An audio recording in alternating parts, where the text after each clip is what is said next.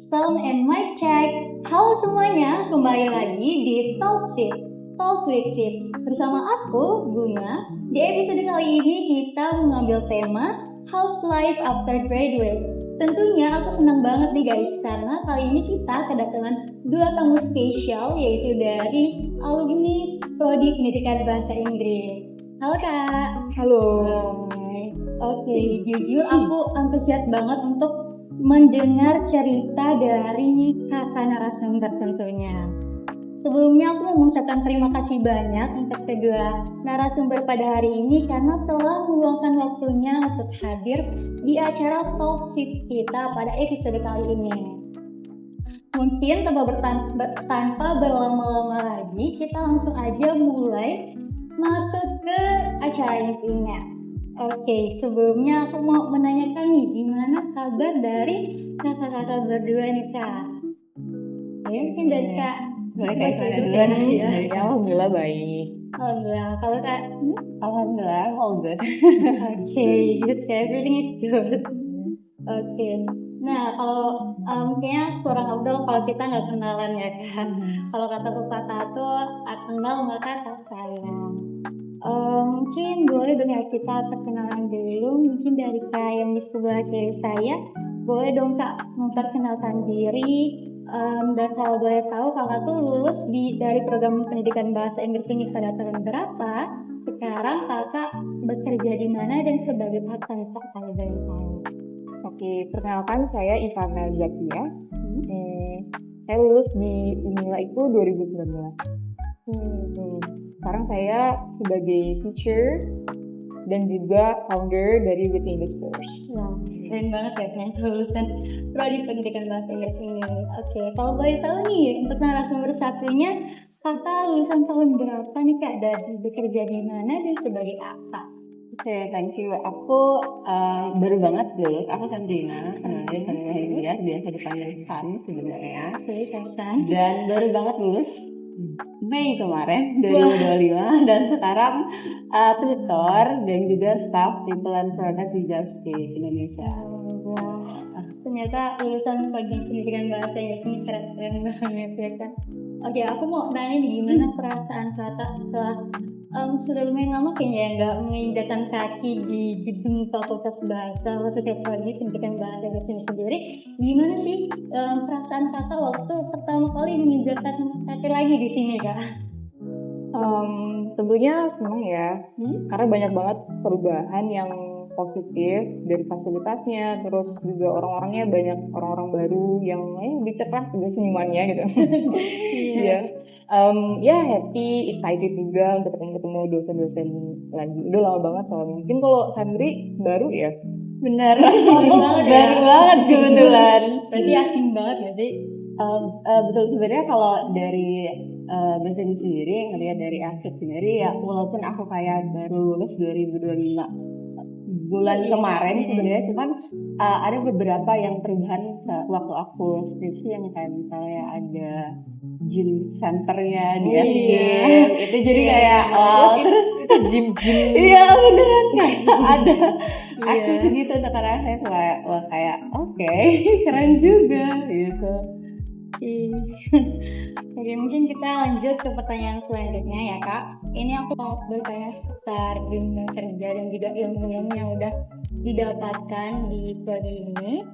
Kalau menurut Kak Santina nih ya, dalam dunia kerja ini sejauh ini tuh seberapa manfaat ilmu dan keterampilan yang Kakak dapatkan selama berkuliah di program studi pendidikan bahasa Inggris ini Kak? Okay, I would say karena kan sebenarnya aku basically kerja di kursus bahasa Inggris juga. Jadi kalau dibilang seberapa berguna, ya it is definitely helpful sih. Karena kayak aku ngajar tuh, aku kan sebagai tutor juga. Jadi ya ada pelajaran kan kita belajar tentang medical teaching. Jadi ya udah ada gambaran ngajar dan misalnya itu prakteknya gitu. Dan di luar dari itu sebenarnya aku kan juga sebagai staff people and product kan, yang which sebenarnya di bagian education development.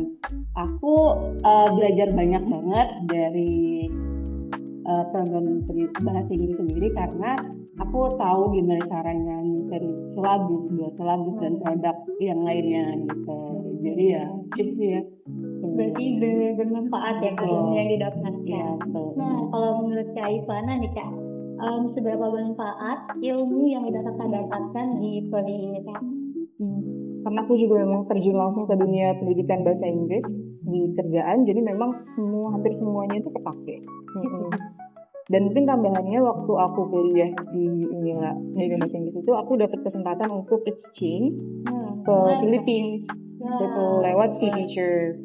Jadi pengalaman itu yang bikin aku mungkin lebih terbuka lagi untuk cari peluang sebagai pengajar bahasa Inggris atau pengajar bahasa Indonesia bahkan di luar negeri. Keren banget sih Kak. Oke, mungkin nanti bisa diceritakan lebih detailnya ya Kak. Nah, tentunya nih di dunia pekerjaan ini kan sudah banyak sekali momen-momen yang telah Kakak Sandrina dan Kak Ivana ini lalui ya Kak. Nah, mungkin Kak Ivana terlebih dahulu, ada nggak sih Kak momen di pekerjaan itu yang bikin Kakak tuh ngerasa bersyukur banget karena pernah belajar di prodi ini? Misalnya kayak bisa ceritain yang momen Kakak bisa exchange tadi Kak. Ya, jadi pas exchange di Sea Teacher itu di sana aku diajarin untuk observasi kelas itu gimana, terus juga mengassist kelas secara langsung gimana. Dan sebelum terjun sana tentunya udah belajar dulu ya di kampus kan. Kita udah belajar micro teaching, bikin syllabus ini, dan itu kepake banget. Jadi aku ngerasa kayak, oh ya aku udah belajar dan aku dikasih kesempatan buat praktek juga gitu, bahkan sebelum lulus. Nah bahkan setelah lulus juga aku baru kemarin itu mendaftar di Fulbright FLTA untuk mengajar DIPA di Amerika Serikat. Jadi selain ngajar bahasa Inggris, kita juga bisa mengajar bahasa Indonesia gitu untuk pengukir asing dengan apa yang kita pelajarin di kampus gitu. Jadi semua itu kepake. Tapi dan ini sih bersyukur banget lah ya Kak Dansha. Kalau untuk Kak Sandrina nih Kak, momen apa yang di kerjaan ini yang sangat bikin Kakak tuh bisa bersyukur karena pernah belajar atau pernah menjadi mahasiswa di program studi pendidikan bahasa Inggris? Oke, sebenarnya nggak jauh beda sama jawabannya Kak Ivana. Karena kan aku jadi tutor dan sebenarnya kalau di basic ada beberapa tutor yang memang nggak dari program pendidikan bahasa Inggris. Nah justru aku ini sebagai privilege karena aku punya education background gitu, terutama ketika dapat project untuk ngajar di luar, misalnya kayak English literature, harus ngajar kayak hotelier. Maksudnya aku punya tuh kayak pengetahuannya sedikit-sedikit kayak ngajarnya tuh kalau yang beda kayak gitu tuh kayak gimana sih gitu. Karena dulu sempat belajar ESP, English Pacific Purpose. Nah di situ kan belajar tuh kayak gimana cara ngajar yang bukan untuk akademik misalnya, tujuannya kayak untuk kerja gitu. Dan it is challenging, tapi karena dari ada pengetahuan dari ini sendiri dari prodi pendidikan ini, jadinya aku kayak jadi punya pengetahuan lebih lebih luas gitu, udah tahu gitu, oh gini nih caranya. Jadi kayak beneran udah dapet teorinya di kampus, terus ada lahan untuk prakteknya gitu. Berarti kalau dari apa yang aku dengar nih, apa yang didapatkan selama berkuliah atau menjadi mahasiswa di program studi ini benar-benar terpakai sekali di dunia pekerjaan kakak ya. Nah, selama menjadi mahasiswa nih Kak, tentunya ada banyak sekali mata kuliah tuh dan juga kompetensi yang dipelajari. Nah, menurut Kak Sandrina, pengetahuan atau keterampilan apa yang sering sekali diaplikasikan khususnya di pekerjaan kakak yang sekarang? Sebenarnya mirip-mirip ya kayak tadi. Yang pertama pasti terkait kayak kurikulum atau lebih desain, karena kan kemarin juga dapat kertas pilihannya dan memang beneran kepake gitu, karena kan ada kebutuhan untuk kayak buat syllabus gitu. Kemudian juga kayak pengembangan produk kayak let's say modul gitu, dan itu memang belajar gitu teorinya. Dan juga kayak misalnya kayak let's say kita aku ada kelas waktu itu English for young learners. Nah jadi waktu tahu di kampus tuh ternyata treatment kalau ngajar young learners dengan adult learners itu tuh beda ya gitu. Kayak aku tahu teorinya terus ketika ada kayak praktek ya kita lihat terus kayak praktek oh gini kan beneran beda dan it works gitu. Berarti yang sangat diaplikasikan di dunia pekerjaan Kak itu kurikulum dan Ya. Nah kalau untuk Kak Ivana nih Kak, apa tuh yang paling sering Kakak aplikasikan di dunia pekerjaan Kalau aku sih mungkin ya sama kurikulum development juga, sama mungkin micro teaching-nya. Karena di kelas itu kita benar-benar bikin lesson plan, terus juga mengajar langsung juga gimana caranya mengajar, dapat feedback dari lecturers-nya, gimana sih cara mengajar materi ini, materi itu gitu.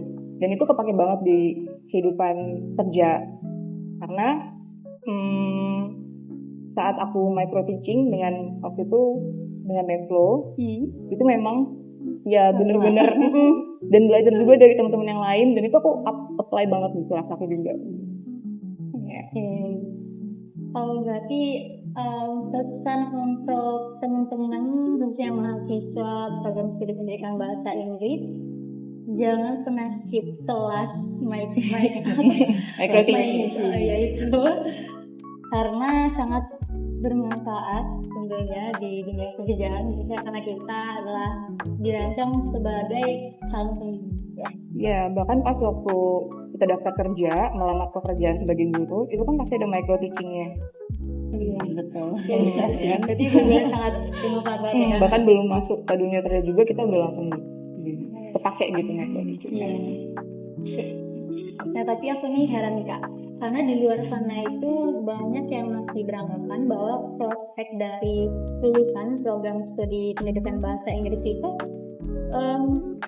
paling ujung-ujungnya cuma jadi guru.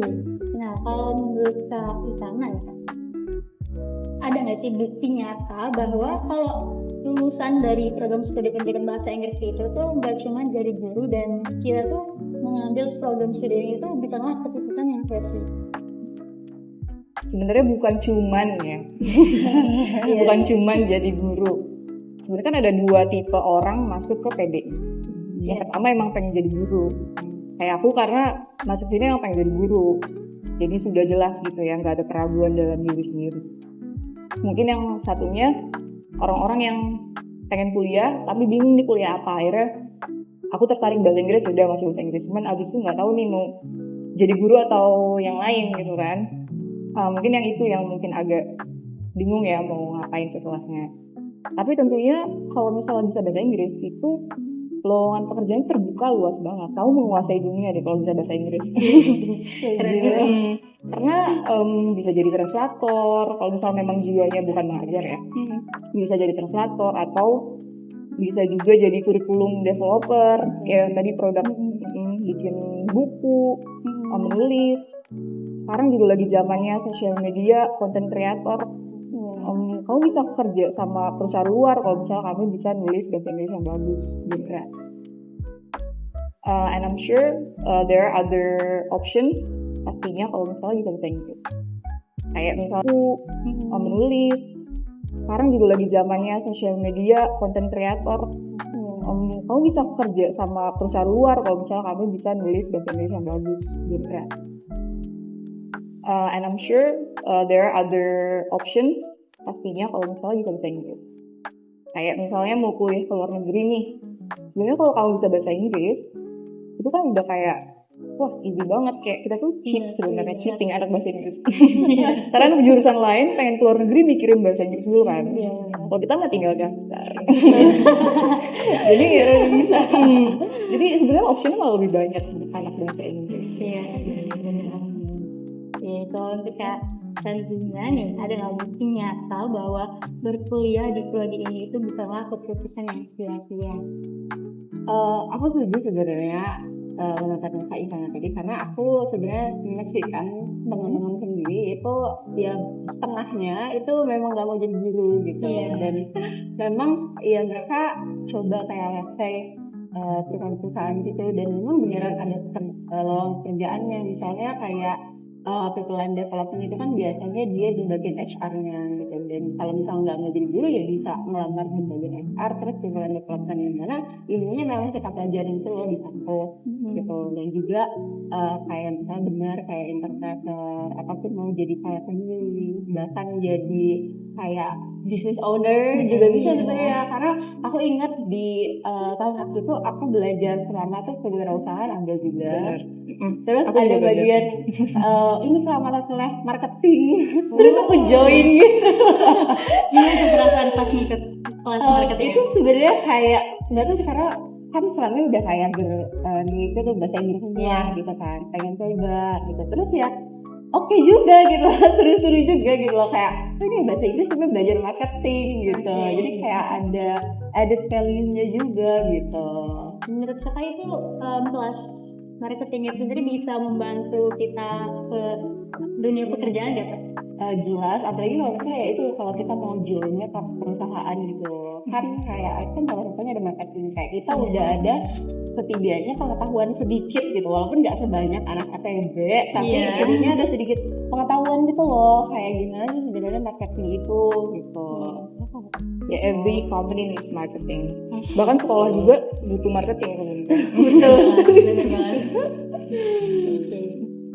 Berarti bisa dilihat dari bukti nyatanya ya, yang seperti yang udah disampaikan oleh kedua narasumber kita, bahwa di program studi pendidikan bahasa Inggris ini kita nggak cuma dikhususkan untuk menjadi guru, tetapi juga memiliki peluang besar di karir-karir lainnya. Nah, nggak kerasa nih Kak, ternyata kita udah di pertanyaan terakhir. Nah, berdasarkan nih pengalaman Kak Santina dan juga pengalaman Kak Ivana, seandainya bertemu adik-adik atau mahasiswa program studi pendidikan bahasa Inggris yang masih ragu terhadap masa depannya di program studi ini, apa sih yang mau Kakak sampaikan? Jadi mungkin dari Kak siapa dulu yang mau nyatakan Kayak gimana Kak ya? Keraguan tuh pasti ada Kak ya, pasti ada. Apalagi kalau yang tadi belum nemuin passionnya di mana. Kalau memang passionnya mengajar, pasti udah jelas kayak mencari tempat mengajar. Kita itu ragu karena nggak tahu sebenarnya. Kita merasa itu karena nggak tahu. Jadi cari tahu sebaik mungkin peluang-peluang kerjaan yang bisa kalian dapetin dari sekarang. Apa yang dibutuhin, kira-kira intern di mana yang cocok dengan aku gitu. Cari pengalaman, terus terus googling lah, tanya-tanya sama alumni juga bisa tuh. Supaya tahu. Iya, supaya tahu dari sekarang itu mau ngapain. Tapi aku yakin pasti kamu akan menemukannya. Ya pasti harus ini. Ya kalau kita Santina, pesan untuk adik-adik mahasiswa gimana Kak? Kalau dari aku sebenarnya terutama ada yang memang udah memutuskan untuk pendidikan bahasa Inggris, walaupun kayak ya misalnya pilihan kedua gitu. Ya let's say siapa tahu aja di perjalanan itu bahasa Inggris itu jadi salah satu passion, karena ngomongin tentang passion tuh sebenarnya kompleks sebenarnya kan, kayak kita kalau suka sedikit kita bilangnya passion gitu, padahal ketika ketemu yang suka sedikit udah nggak, ini bukan passion aku lagi gitu. Kayak itu juga harus dipertanyakan sebenarnya, itu sebenarnya passion apa apa nggak mau susah aja gitu. Dan benar banget karena lowongan kan banyak gitu, dan punya banyak kesempatan untuk coba berbagai pengalaman gitu. Jadi kalau misalnya nggak mau jadi guru ataupun yang related ke bahasa Inggris ya nggak apa-apa gitu. Toh gitu sebenarnya menurut aku ya, kalau kuliah itu tuh we learn a lot of things more than only kayak the insights gitu. Kalau pengetahuan itu penting banget, cuman kayak let's say berpikir yang lebih mungkin yang rasional, harusnya lebih besar gitu. Gimana kita juga ya soft skills-nya gitu sih sebenarnya. Aku lebih ke kayak udah dewasa tuh dan emang beneran belajar gitu loh. Jadi nggak cuma sekedar pengetahuannya, apalagi sekarang kan kayak ada ChatGPT, nggak perlu pusing-pusing kayak nanya ini nggak tahu materinya apa, sebenarnya dulu. Tapi kan kita belajar di sini juga kayak kita bisa belajar yang lain sebenarnya gitu. nggak tahu dari aku. Jadi misalnya kayak Career passionmu di bidang ini ya. Yang di-explore sih. Iya, yang di-explore. Jadi kayak nonton. Ya, 20s. Ya, coba, try. Oke, jadi itu dia pesan dari Kak Rifana dan Kak Sandrina untuk mahasiswa program studi pendidikan bahasa Inggris khususnya jangan malas untuk searching dan cari intern ya Kak, karena ini kita masih muda, peluangnya masih banyak. Nah, tapi aku mau mengucapkan terima kasih banyak untuk Kak Ivana dan juga untuk Kak Sandrina atas ceritanya yang inspirasi banget. Nah, tentunya obrolan hari ini itu membuktikan bahwa program studi pendidikan bahasa Inggris memiliki potensi yang besar dan peluang yang luas di dunia hari. Tentunya karena ilmu yang didapat dari program studi pendidikan bahasa Inggris ini itu terbukti bermanfaat dan aplikatif di dunia pekerjaan. Semoga dari cerita yang sudah disampaikan oleh kedua narasumber hebat kita pada hari ini tuh kita dapat menjadikan ini sebagai pelajaran dan motivasi untuk tetap berkembang, khususnya mahasiswa prodi pendidikan bahasa Inggris, untuk tetap semangat terus kuliahnya dan bangga jadi bagian dari program studi pendidikan bahasa Inggris. Terima kasih juga untuk teman-teman semuanya yang sudah mendengarkan podcast kita pada hari ini. Saya Bunga Syafira Arif sebagai moderator pamit undur diri. Sampai jumpa di episode selanjutnya. Bye.